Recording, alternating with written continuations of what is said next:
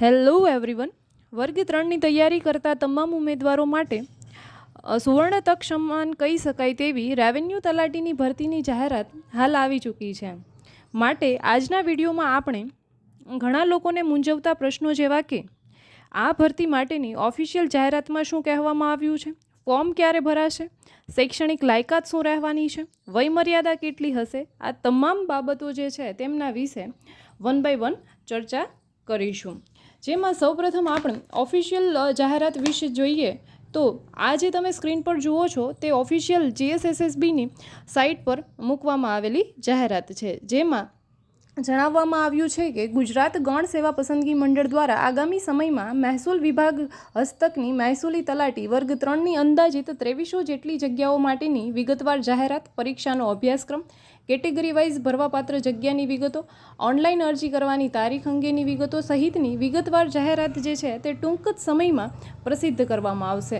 આ બાબત આપણને જણાવવામાં આવેલી છે અને આ જે લેટર જે છે તે 24/4/2025ના રોજ GSSSB દ્વારા બહાર પાડવામાં આવેલો છે. આ ઉપરાંત તમે અહીં સ્ક્રીન પર જોઈ શકો છો એ મુજબ આ ભરતીને લગતી જે નોટિફિકેશન આપણે ઓફિશિયલ વેબસાઇટ્સ જે છે ઓજસ અને GSSSB એના પરથી આપણે મેળવી શકીશું, જે સ્ક્રીન પર તમે જોઈ શકો છો.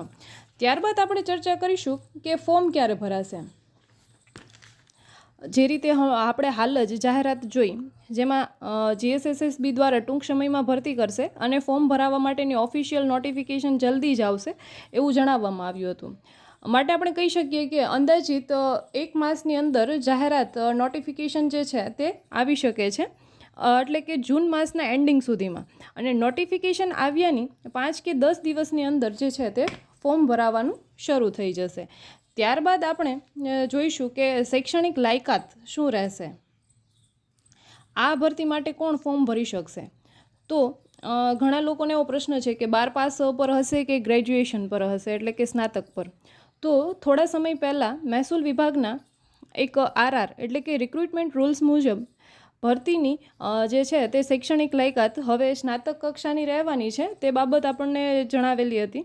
અને એ સિવાય પણ એક બાબત એ જ RRની અંદર હતી કે જે 33 વર્ષની એજ લિમિટ હતી, મેક્સિમમ એજ લિમિટ, એ વધારીને 35 યર્સ કરવામાં આવેલી છે. આ ઉપરાંત જો તમે રેવન્યુ તલાટી વિશે વધારે માહિતી મેળવવા ઈચ્છતા હોય તો નેક્સ્ટ પાર્ટમાં આપણે રેવન્યુ તલાટીના job profile, work, salary, promotion જેવા મુદ્દાઓ ઉપર ચર્ચા કરીશું.